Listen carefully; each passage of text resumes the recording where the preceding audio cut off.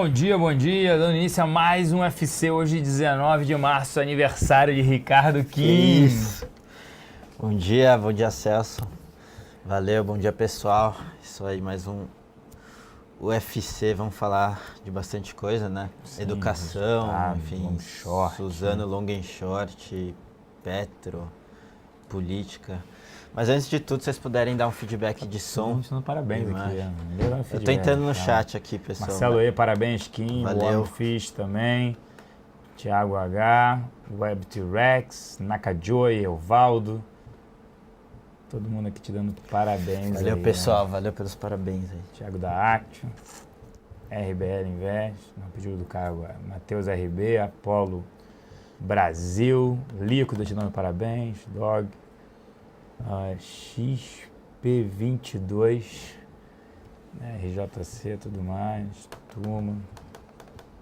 Aí, Celso Natal. Você paga o chopp hoje? Quem tá te perguntando aqui? Estão perguntando se eu vou pagar o almoço. Que isso aí. Pô, no meu ninguém vai pagar. Podia pagar o almoço essa ação. Nunca ninguém no meu vai pagar o meu almoço. Nunca na história desse país. Lá, quando o cara trabalha no aniversário, sobe na cotação. Isso aí, senhores. Então, vamos iniciar, né? Primeiro falando da trégua, né? Congresso ou não, tinha trégua não. Congresso, Planalto, governo, não tem trégua. Ontem foi muito claro isso, com o Cid Gomes ali. Foi lá reclamar. E aí, cortaram a cabeça dele. E o Eduardo Cunha, o PMDB, que falou, olha, acabamos de demitir aqui o Cid Gomes, porque ele foi contra o PMDB. A gente ia sair da base aliada. E apontou o dedo pra mim. Cara, impressionante aí. Caraca, Kim é igual aqueles anciões, né? Orientais. Boatos que ele tem 93 anos. Que isso. One Invest. 93 anos só de análise fundamentalista. É isso aí, senhores. E esse cenário óbvio, né? Congresso versus Planalto. Né, o Congresso vai ganhando essa batalha. Hoje, até agora, estava falando ao vivo a presidente Dilma. Estava falando. É isso aí, Web T-Rex. PMDB, ele sempre governando. Impressionante. Quer falar do resultado de Croto? Vamos lá, começar com PDG e depois a gente fala um short. Croton e o setor educacional como um todo. Começando com o resultado que saiu hoje de manhã do quarto TRI. Então, obviamente, aqui a gente não tem nenhum efeito aí dessas mudanças do FIES. Então, os números bem sólidos ali, resultado forte, conforme a gente esperava. Lembrando que no quarto trimestre você não tem muita surpresa, né? A grande sazonalidade, captação, etc., acontece no primeiro e terceiro TRI. Então, o quarto TRI é mais uma continuação. E foi o que a gente viu, continua esse resultado forte que a gente viu no terceiro TRI. Se a gente for ver nas linhas ali, a base total de alunos, comparando o quarto TRI com o terceiro TRI, que aí você compara a mesma base já com a Anhanguera, com a fusão da Anhanguera, a base total de alunos caiu cerca de 4%. Aí a gente pode, obviamente, colocar, tem que ponderar pela sazonalidade, e é normal o quarto TRI ter uma base menor de alunos. Em termos de receita, nessa mesma comparação, a receita subiu 7%, e na comparação anual, a receita subiu 137%, obviamente com a consolidação da Anhanguera. O EBITDA também subiu, enfim, nesse mesmo ritmo, e a margem EBITDA ficou em torno de 32,5%. Mas acho que só vale chamar atenção aqui, porque no quarto TRI a margem é sazonalmente menor. E outro ponto é que a Anhanguera, quando você coloca a Anhanguera para dentro, como ela tem uma margem menor, você tende a puxar a margem para baixo. Mas o que a gente viu, principalmente em termos de margem bruta, tanto no ensino presencial quanto no EAD, mesmo com essa sazonalidade, a empresa conseguiu aumentar a margem trimestre contra trimestre. Então isso aí foi uma coisa bem interessante. Se a gente olhar de novo no consolidado, a margem EBITDA consolidada caiu no ano contra ano, cerca de 1 ponto percentual, mas de novo, quando você coloca um ativo que é a Anhanguera com uma margem menor para dentro, você tende a puxar a margem para baixo. Mas como só caiu 1 ponto percentual e vem recuperando, então resultado bem satisfatório aí em termos de margem. Então, no resumo, aí, resultado sólido e forte como a gente esperava. Só que o que vai mover papel, principalmente no curto prazo, são as notícias do FIES, são as notícias e perspectivas para o setor, e é isso sim que tende a movimentar, pelo menos no curto prazo. Tá? E é o caso de Kroton. Então, o que tem mexido muito hoje, pelo menos, é a questão da saída do Cid Gomes do Ministério da Educação. Ontem a gente viu todo o bate-boca que teve, e o PMDB justamente já dando sinal para o governo de que se ele não fosse demitido, eles iam parar com a aliança, ou enfim, com o apoio. E foi o que aconteceu. Ontem ele saiu do Ministério da Educação. Obviamente para a gente, em termos estruturais, pouco muda, né? Porque o governo ele já sinalizou o que ele quer para o FIES, ele já sinalizou de forma bem enfática que errou a mão. E a gente deve ver medidas restritivas com relação ao FIES no médio prazo. E é isso que deve acontecer e continuar acontecendo, não importa o ministro que seja. Agora, em termos práticos, obviamente todas essas mudanças, de certa forma, estavam personificadas ali no Cid Gomes, né? Uhum. E ele não estava passando com transparência, nem para o mercado, nem para os investidores, nem para as empresas, todas essas mudanças. Então, você tirar ele, obviamente você traz algum alívio, algum otimismo marginal, mas de novo a gente no estrutural ainda acha que pouco mudou. A gente está bem cético com o setor, talvez faça, para nós pelo menos, faça sentido uma posição mais de longo prazo, e se tiver uma posição em Kroton, que a gente prefere estar num ativo com um management melhor, com qualidade de curso melhor. Então nesse momento de estresse e nervosismo a gente prefere, apesar de pagar um prêmio em termos de múltiplo, ficar num ativo de mais qualidade. Mas de novo a gente tem essa visão para longo prazo e ainda uma porcentagem bem baixa do portfólio, dado que o setor mudou bastante. Tá? Então é um pouco disso que aconteceu. E no curto prazo, de novo, a gente vai ver como é que fica essa questão, muita gente falando do Mercadante para o lugar do Cid Gomes no Ministério da Educação, mas a ver, e o pessoal, pelo menos, interpretando como um certo alívio agora no curto prazo para o setor. Tá? Tem uma pergunta boa, quando você estava falando sobre Kroton, né? O White Grafista perguntando se os resultados da Kroton parece que é retrovisor. Com as perdas do FIES, não seria melhor olhar para frente? Sim. Isso até o que você falou também. É isso que eu né? comentei. De novo, não tem nenhuma influência do FIES para trás, por isso que o resultado foi bom.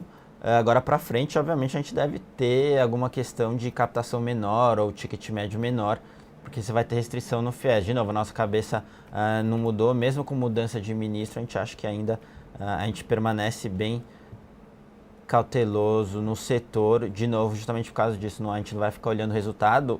Eu comentei o resultado porque ele saiu e é mais informação para a gente, mas obviamente a gente tem que olhar para frente, sim. É isso aí. Então, vamos lá para outras perguntas aqui. Fundamentalmente, Vale no médio prazo compensa? O que seria médio prazo, né? Primeira pergunta. Né? Assim, Vale para um horizonte ali de 3 a 5 anos, que a gente considera um longo prazo, compensa sim, faz sentido, querendo ou não, depois que passar esse ciclo de investimento que deve durar 2015 e 2016, que a Vale vai ter que investir forte, e voltando o ciclo da commodity ali, o preço do minério um patamar um pouco mais razoável, a gente não está falando voltar para $100, mas um patamar um pouco mais razoável, a Vale vai estar posicionada em termos de custo muito bem, porque ela vai ter eficiência em custo com todos esses investimentos, com uma receita maior, e vai ser uma geradora de caixa mais forte do que foi no passado até. Então, de novo, no longo prazo faz sentido negociar múltiplos interessantes, mas acho que até lá tem um caminho bem árduo, principalmente para esse ano, para Vale. Por isso a gente não recomenda exposição no curto prazo. Agora, no longo prazo, é uma boa empresa que tende a ficar muito bem posicionada em termos de custos, aí com toda essa conversa de minas de alto custo fechando as portas aí ao redor do mundo. Tudo bem que isso demora um pouco para acontecer, mas no longo prazo tende a beneficiar a Vale, sim. Vou deixar agora uma folga aí, que fizeram outras perguntas, mas vou deixar uma folga aqui.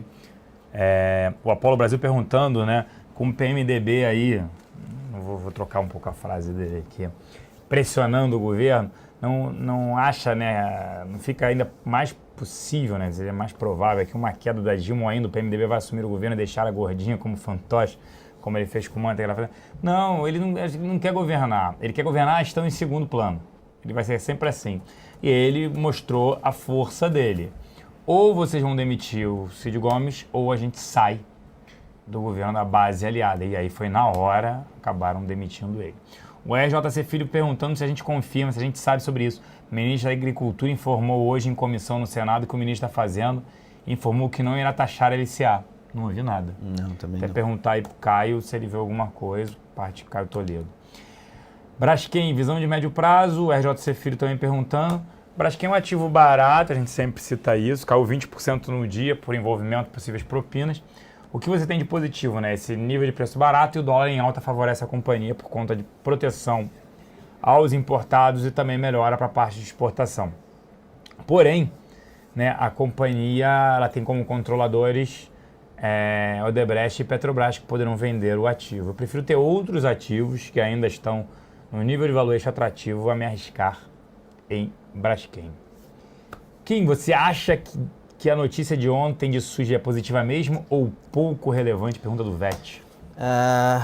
Pouco relevante, marginalmente positiva, porque se a gente for ver a Suzano no comunicado, o que ela está falando? Ela está basicamente informando a venda da fábrica de Embu para a Ibema, só que também depois dessa venda, depois que o deal for concretizado, ela vai ter cerca de 49,9% do capital social dessa nova empresa. Então, o que ela está fazendo em termos de estratégia é vender um ativo menor para ter participação num ativo maior, que vai ser a empresa consolidada para quem ela vendeu, e com isso captar sinergia, ganhar escala, gastando menos energia teoricamente. Então, esse foi o intuito do acordo.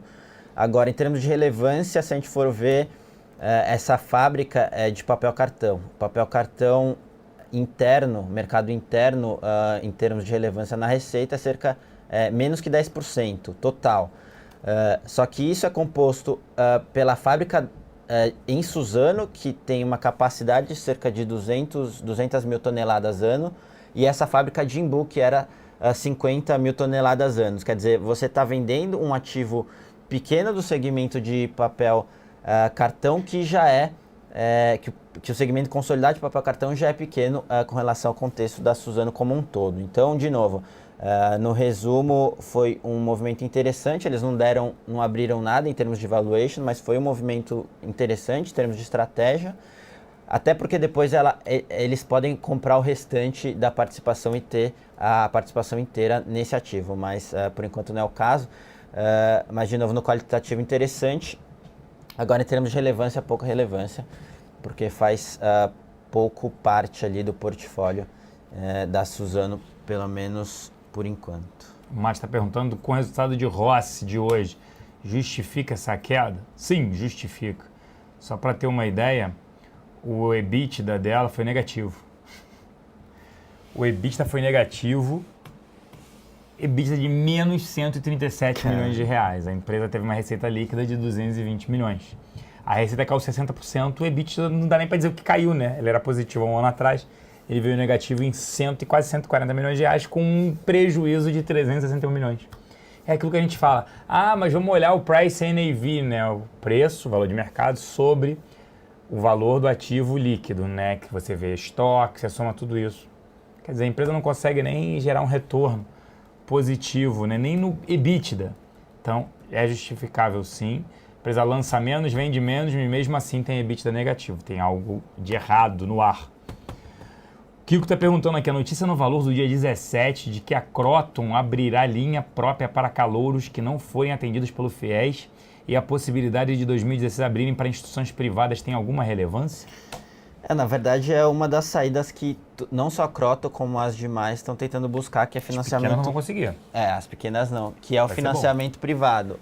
Esse é o lado bom de ver, apesar da gente não se apoiar tanto nisso, mas é marginalmente positivo porque as pequenas não têm o corpo e robustez para fazer esse tipo de saída, que é o financiamento privado. De qualquer forma, é uma linha que todas as empresas de educação estão seguindo, até porque essa questão do financiamento, de acordo com eles, ou por enquanto, vai durar só durante 2015. Então, o que eles estão tentando fazer é justamente preencher esse gap desse ano com esses financiamentos. Agora, é quase impossível você gerar ou dar as mesmas taxas de FIES, onde no FIES, lembrando, o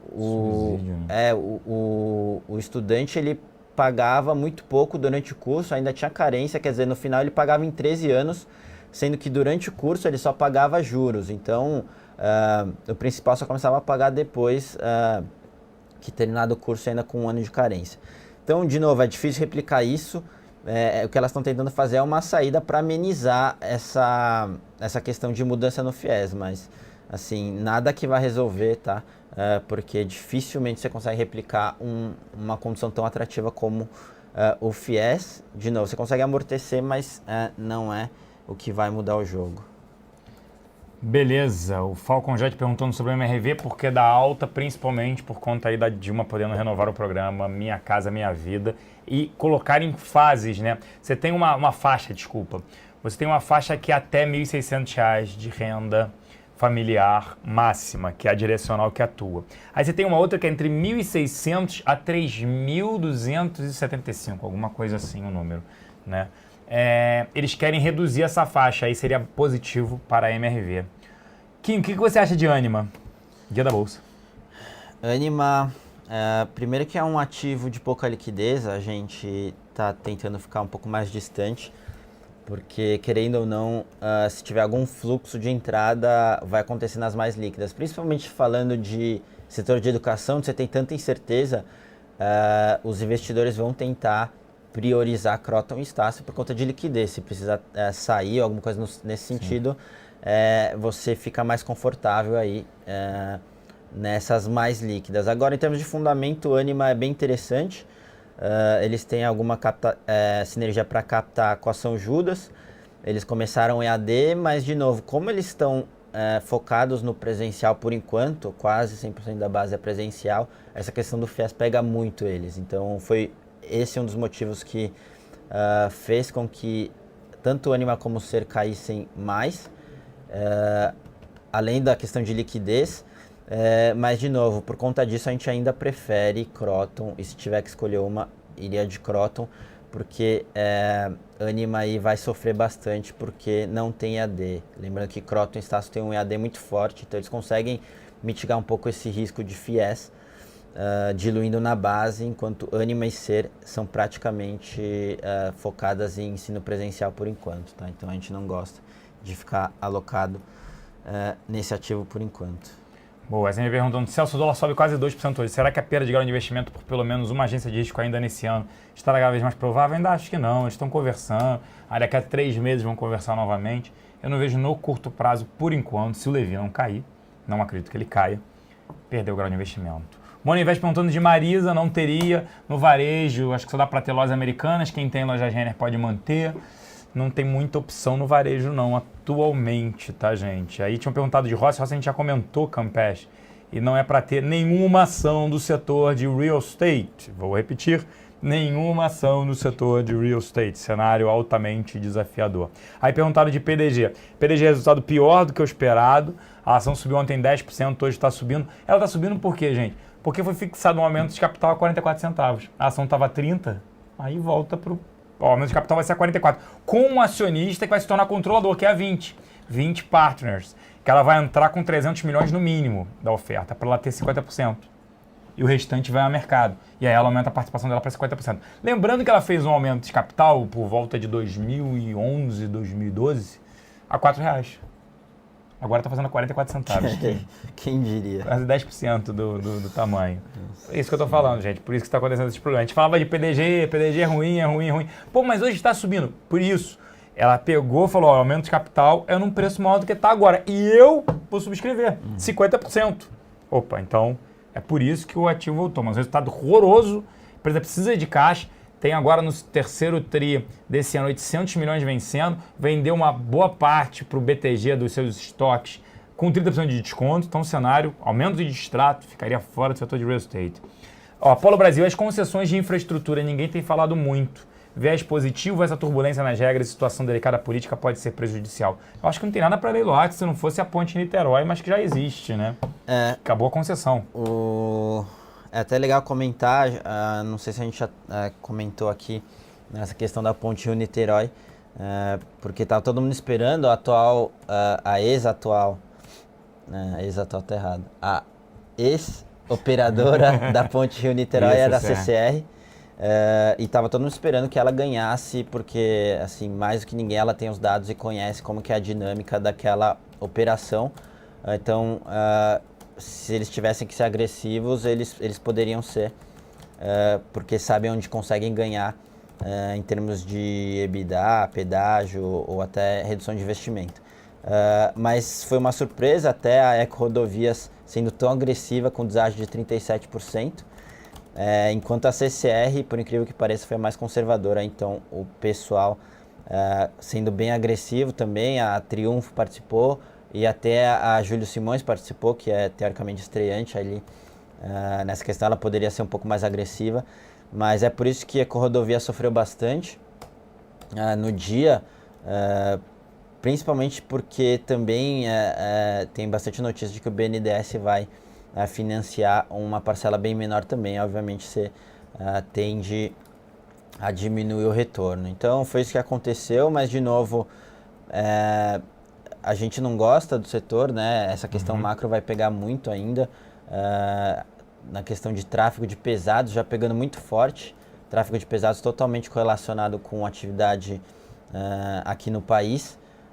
Então eles vão se apoiar um pouquinho mais no tráfego de leves, mas também sem muita perspectiva, então fundamento ruim.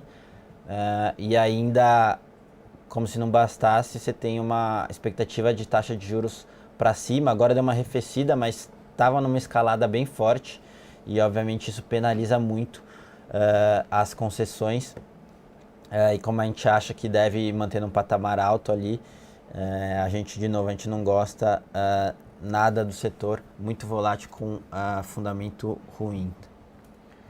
Boa. O grafista no discurso ontem da Yellen, houve alguma mudança na meta de inflação e crescimento dos Estados Unidos, o aumento da taxa de juros nos Estados Unidos não pode jogar o preço das commodities ainda mais para baixo.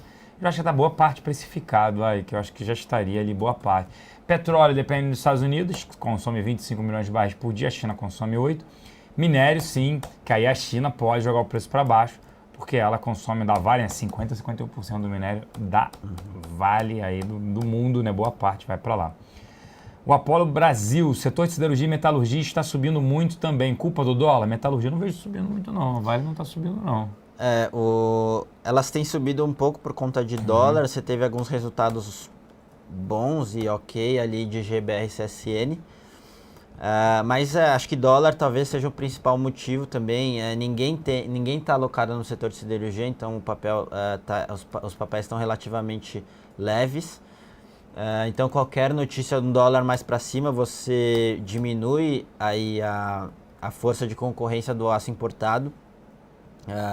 E no caso de Gerdau, você tem uma boa exposição aos Estados Unidos, uma boa exposição ao mercado externo, que também tende a beneficiar. Então dá para elencar aí como um dos principais motivos aí dólar.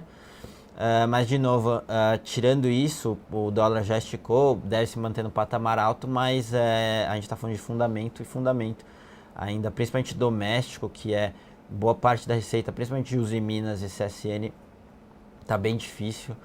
A gente vê relatório Focus a cada semana revisando projeção de crescimento para baixo, que é o nosso viés também. Então fica difícil você se alocar com um curto e médio prazo tão ruim. Tirando isso, aquelas notícias ali de venda de automóveis também caindo muito no começo do ano, que é um dos principais clientes das siderúrgicas. Então, cenário muito difícil. É só o dólar para dar um pouco de alívio aí. Boa. A gente não comentou de Banco do Brasil, o Anderson falando. A gente gosta do setor financeiro. O problema de ter Banco do Brasil é a interferência governamental, redução de crédito, inadimplência, possível ajuda para a Petrobras. Então, se tiver que ter bancos na carteira, Itaú e Bradesco. Quem tem Itaúsa está valendo a pena trocar por Itaú, tá, gente? Chamar a atenção disso. Quem tem Itaúsa vale a pena trocar por Itaú. Kim, poderia comentar de ALL? Ari. A ALL... Ricardo Kim, aniversariante do dia. A ALL a gente tem comentado aqui, de novo, é um case interessante, a empresa é interessante, principalmente depois da fusão com a Rumo. Ela deu uma boa esticada depois que o CAD aprovou, agora ela voltou um pouco, mas querendo ou não, para o longo prazo, sim, é um case interessante, há múltiplos interessantes, só que você tem um caminho aí com algumas incertezas, principalmente com relação à renovação das concessões.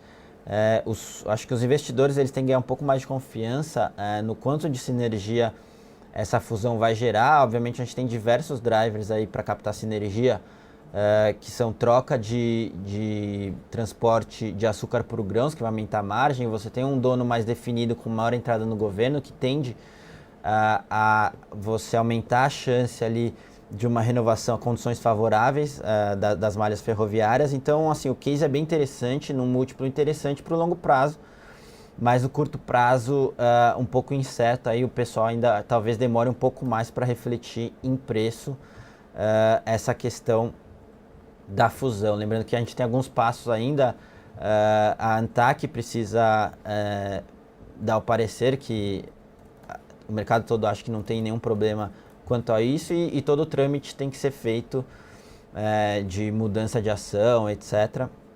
E talvez aí depois disso os investidores comecem a olhar com mais carinho, mas ali seria de novo uma alocação de longo prazo e sem muita exposição, mas é um case interessante sim.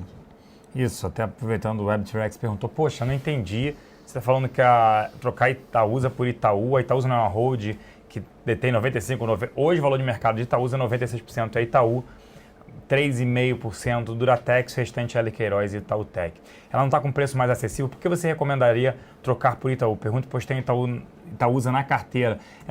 É questão de desconto, né? O desconto diminuiu bem. Se você olhar até graficamente, Itaúsa nos últimos 30 dias, ela vem apresentando um desempenho bem melhor do que Itaú. Seria uma troca agora que a gente acha que Itaú tende a apresentar um desempenho melhor do que Itaúsa. O Eduardo Hauer perguntando, Elete 6 está barata, vale a entrada? Poderia comentar? Não entraria em nenhuma geradora, principalmente se for olhar, a gente não tem nenhuma empresa que tenha gestão, né, governamental ou interferência governamental. Você pode até falar assim, pô, mas no setor de educação vocês tinham e teve interferência. Não, mas aí, né, interferência governamental pode ter em tudo. O cara pode pegar banco e falar, vou taxar banco, vou taxar cartões de crédito. Aí não tem como, aí fuja do Brasil. Mas que todas as empresas estão imersas na economia do Brasil e o governo, querendo ou não, tem um papel importante. Então não tem como você mitigar esse risco. Isso, mas quando a gente pode evitar, a Elete 6 não teria, a empresa não dá lucro, tem que pagar na Elete 6 dividendos. Eu acho que isso vai mudar, vai reduzir, porque ela paga 6% do capital social dela. Isso tende a mudar, não teria. Racionamento de água e energia deve vir, o governo vai empurrando isso com a barriga, mas acho que pode gerar um problema. Tá, não gerou um racionamento, Celso, em maio, em junho, período seco, o governo espera as águas novamente, quer dizer, só está se tornando um problema cada vez maior. O Matt perguntou aqui, real estate está desafiador, mas não está majoritariamente precificado com todas essas longas quedas que não é de hoje? Não acho que esteja precificado não, cada vez é pior. Resultado cada vez pior, precisando de caixa, juros piora. Quando acha assim, não, os juros vão parar de subir, não param de subir, então não teria. Cosan tem interferência governamental grande. Não na companhia em si, mas no mercado que ela atua, de açúcar e álcool. Porque o etanol, né, ele só é competitivo com a gasolina se tiver 70% do preço. Quando o governo às vezes subsidia preço, tudo isso, ele não fica competitivo. O Cosan é barato? É, mas tem esse sério problema de etanol e produção, não teria também. Você me perguntou, Celso, depois do Fed de ontem, quando vocês acham que os Estados Unidos vão subir juros? Não sobe em junho, mais para o final do ano, mas é óbvio, tem que acompanhar os dados, né? Porque a gente está falando de uma distância de 6 meses. Então tem que acompanhar os dados. Mas talvez não suba esse ano, segundo o nosso economista, que fica lá fora. Cunha, mas não é o Eduardo Cunha. Daniel Cunha. O Paulo Forte. Celso, tem uma notícia no Infomoney sobre as manifestações para prejudicar o rating do Brasil. Essa notícia é a estabilidade do Congresso. São motivo para ficarmos alertas com possível abaixamento? Ficar alerta tem que sempre ficar, né? Um olho no peixe, outro no gato. Não tem como. Mas tem que ficar de olho no Levi. Se o Levi sair, o grau de investimento vai para a cucuia. Não? Toda essa questão, tem que ficar de olho na questão do Congresso, né? Sim. Desse racha também, porque as agências de rating estão se apoiando muito nessas medidas fiscais, né? No Levi, como você acabou de falar. Então é isso que a gente vai ter que olhar. Mas lembrando que Moody's e Fitch tem 2 graus acima de grau de investimento. Então você tem aí um espaço, obviamente seria ruim, mas a ver de fato como que isso vai se desenrolar. Essa questão das medidas fiscais e racha com o Congresso. Setor bancário, vamos ainda ver bancos, Bradesco e Itaú custando menos de R$30, ou já vimos o fundo, que explica os 2 últimos dias de alta forte na GAI. Assim, eles vinham sofrendo muito esse início e aquilo que a gente sempre fala, né? Quando vem fluxo para cá, o fluxo é em ativos líquidos, né? Em Petro, bancos, Ambev, são ativos que têm maior participação no índice, né? A Vale só não andou ontem por conta do minério que estava caindo de 5%, né? Senão também subia, não era? Subia forte também. O S&P, se eu acredito que o Ibovespa em dólar continua subindo, olha só, o que é difícil dizer, S&P? Eu não gosto de olhar o Ibovespa, eu não gosto de olhar o índice, a gente gosta de olhar alguns ativos que a gente acha interessante. Itaú, por exemplo, a 8 vezes e meia preço sobre lucro é barato. A gente soltou um call de CETIP, nossa área de análise, contra long short, contra a BVMF. Você não gosta de BVMF? Não, a gente gosta, só que acha que CETIP no relativo está mais barato. O que acontece com a Bolsa Brasileira é que no relativo ela está se tornando mais barato que outras, mas mesmo assim está acima da média histórica, 11 vezes e meio preço sobre lucro. O médio é 10,5, então ela teria que cair ainda em reais. O que aconteceu foi que o dólar segurou. Se o dólar continuar subindo, aí sim a gente pode ver a nossa Bolsa, né, se mantendo ou até subindo um pouco para tentar acompanhar a alta do dólar. Mas se fosse olhar em reais, eu diria que ela poderia ainda sofrer. O Croton virou de +3 para -3. Tava rolando o conference call de Croton, deve ter sido alguma coisa nesse sentido. Eu tava ouvindo até, só que a gente teve que sair da sala para vir para cá. Mas quando eu saí, o Galindo estava justamente falando das mudanças no FIES e como que isso impactaria. Deve ter tido alguma informação um pouco mais pessimista nesse sentido aí, né? Mas a gente vai chegar quando voltar para a sala, vou ver se eu ouço toda essa parte que a gente perdeu. Sim. O Alexandre da Gines falou que hoje a Agência Estado publicou uma entrevista com alguns gestores de fora, o JP Morgan, entre outros, que falando que esse fluxo é para aproveitar a Bolsa em dólar. Citou a Bolsa, é o que a gente falou. Na sexta-feira a gente divulgou um gráfico que a Bolsa em dólar chegou a bater 14.500 pontos. Na crise de 2008 foram 12.712 pontos. Estava próximo, né, ao low, quando você olha. Ano passado a Bolsa bateu 44.900 pontos em reais e em dólar eram 19 mil pontos. Ou seja, estava bem abaixo, então poderia voltar. Esse fluxo que a gente tem visto, por quanto tempo que pode voltar, é difícil dizer, vai depender do dólar, Alexandre. Monivés, a gente falou sobre Valide e Cosan, tá?